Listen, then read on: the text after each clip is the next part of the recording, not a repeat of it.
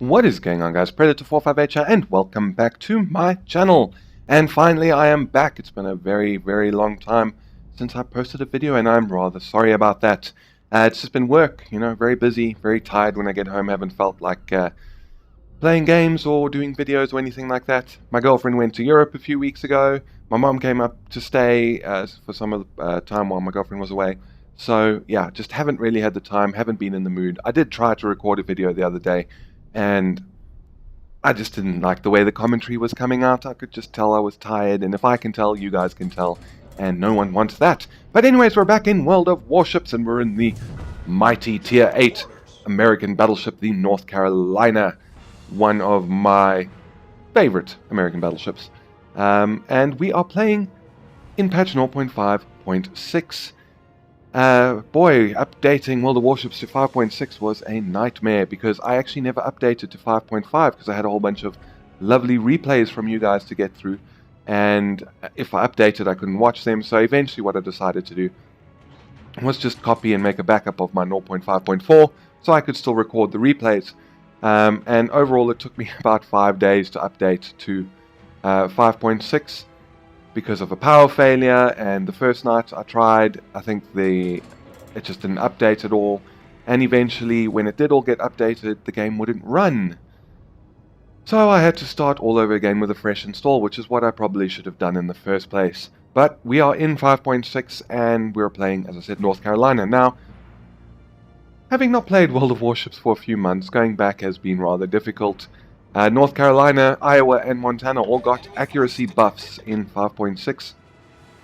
But unfortunately, I don't think my shooting is worthy of these accuracy buffs.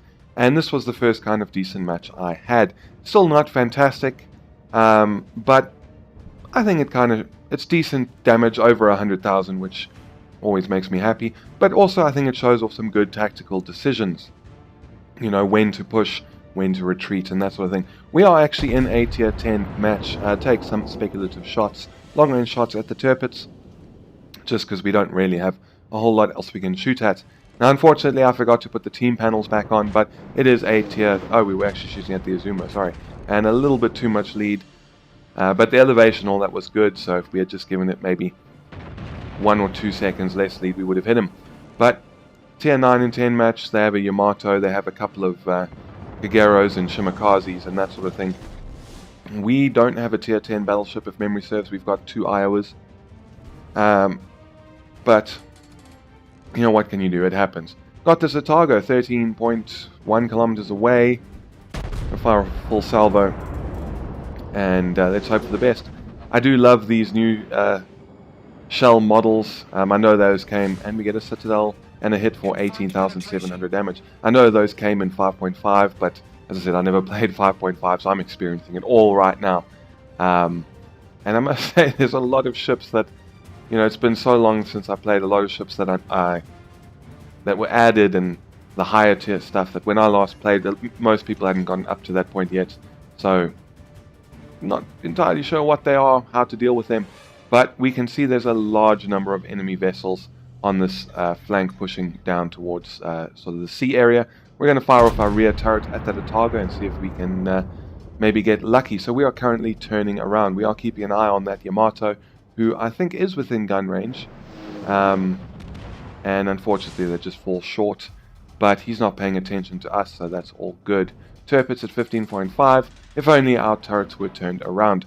But as you can see, I mean, that spread on the Otago that missed, although I should have given a bit more elevation. You can see that lovely gun dispersion that the North Carolina now seems to have. And yeah, basically, if you're not aware what happened, while the maximum dispersion is still the same at 293 meters, I think it is, even with my module to increase the main gun accuracy. Basically what has changed is what they refer to as the sigma value, which is basically a value that determines how likely your shots are to spread out away from where you are aiming. Shots in on this North Carolina, they're looking good, and 6 hits for 11,000 damage, not bad. So basically that value has been changed to essentially mean that your shots are more likely to group together, and that's been done on North Carolina, Iowa, and Montana. It's basically the same accuracy buff that they gave to Colorado a few patches ago. This guy's still giving us a lovely broadside, so we're going to fire off another full salvo at him. Yamato is just within his gun range, so he could shoot at us if he wanted, but thankfully he's not, and could have given a little bit more lead that time. 5 hits, 2,300 damage, and we did 1 incapacitation. Not sure if we took it out permanently or just temporary, but you know, we'll take it anyway. Atago's also giving us a lovely broadside. Just got a few more seconds to wait until we can fire, and obviously with 5.5, you know, you had all these different crosshair options, and I'm trying this one out because I just wanted to see how it worked for me, you know, with all those different lines and that, so you can maybe try and he turns away, unfortunately, the target, but you can maybe try and use the lines on the crosshair if a vessel is moving towards you or away from you. And I mean, this is an okay crosshair. I think I might just go back to the normal one and do it myself. But one thing I have seemed to notice, and I mean, it might just be because it has been so many months since I played properly, and that's why my accuracy is suffering. But I don't know, I've also kind of noticed that a lot of the time my shots are going over enemy vessels, and it just seems like maybe you have to aim a little bit lower now than you used to. I don't know, could just be in my head, who knows. Massive wave of torpedoes coming in. Shots on the North Carolina, but unfortunately it does turn into us. We do manage 1 hit for decent 4,300 damage, so that's not too bad. Tirpitz, very low health. He's overextended and been focused down, sort of isolated himself, which you can kind of understand because Tirpitz needs to get close, and sometimes that means isolating yourself. I'm going to fire off a full salvo, and of course, because of that other new feature where it will tell you if you're going to hit the island, we know we're not going to do it. And look at those 2 shells, those 2 buddies right next to each other. We managed 2 hits for 3,000 and finish them off and get the kill. But that's such an amazing feature. I always hated this game when it fired at islands when you should have been able to go over them. But at least now it tells you, you know, if it is going to aim at the island instead, you will know. Izumo, 22.5 kilometers. Going to give him a lot of lead. Fire off the rear turret only because that was the only one on target. Now we've turned a bit to get all guns on target. We don't get quite as much lead that time. Not entirely sure what I was doing, but we'll see which one of those salvos manages to find its mark. And it's going to be none of them because the Zumo turned in, and that first salvo was indeed far too much lead. North Carolina is still soldiering on, 18.9 kilometers. He's on half health. We haven't taken any damage yet. As I said, I mean, we've just kind of had to play a bit more cautiously because we were outnumbered on this flank. And of course there are some ships that are higher tier than us, Izumo, Yamato, and all these destroyers, because I do believe it was 2 Shimakages and a Higero. Shots going in, they're looking good, but a little bit too much lead. Might have been a Citadel if we had given him a little less lead, but 3 hits, 4,000 damage or so. You know, we'll take it. We're still very much learning how to relearning how to fire these guns and how to aim these guns. But I was really enjoying it, I do have to say. Being able to play again, a lot of fun. To have something that is a little less fast-paced, you know, because I was playing a lot of Armored Warfare and will still continue to. But it is sometimes nice to just have something that's a little bit more relaxed. Shots going in, better aim that time, but dispersion wasn't really on our side. A lot of shots landed in front of him and behind him. And again, 3 hits for about 4,000 damage. Izumo coming in, 15.5 kilometers, the range that I really like shooting enemy vessels at. And he seems to be turning away a little bit, so we're going to aim a little bit above his waterline, fire off a full salvo. The gun sounds also seem to be improved since I was last playing. They sound really good, but he is going to continue turning. Unfortunately, no one wants to sail in a perfectly straight line for me. We get 1 hit, no damage, not a penetration or anything like that. But I mean, we've largely been left alone this match. It's not going to last, and now we see something very, very worrying. The Yamato is coming in at 13. I had noticed him before, but I'm just mentioning it now. Less than 13 kilometers, is on pretty much full health. But it looks like he is going to be giving us a broadside, so we're going to see if we can get lucky. We're slowing down in case he's looking at us and he's going to fire. Maybe we can get some of his shots to go in front of us. And there he is. He looks like he's turning away. We fire at the waterline. We're going back to full speed now. He's firing at someone. Shots are looking good, going in for the center. 4 hits, 6 hits, 15,000 damage. But no Citadel, unfortunately. That was rather unlucky, I think, because I led it well. I think the elevation was good. And You know, the Yamato's got very strong armor, but you can Citadel it in this situation with a North Carolina or an Iowa or Montana. Colorado could probably do it. Tirpitz can do it, so I should be able to. We fire again, finally take our first damage of the match. These shots are going in. How do they do? 7 hits, 11,000 damage. You know, damn it, man. Where's my Citadel?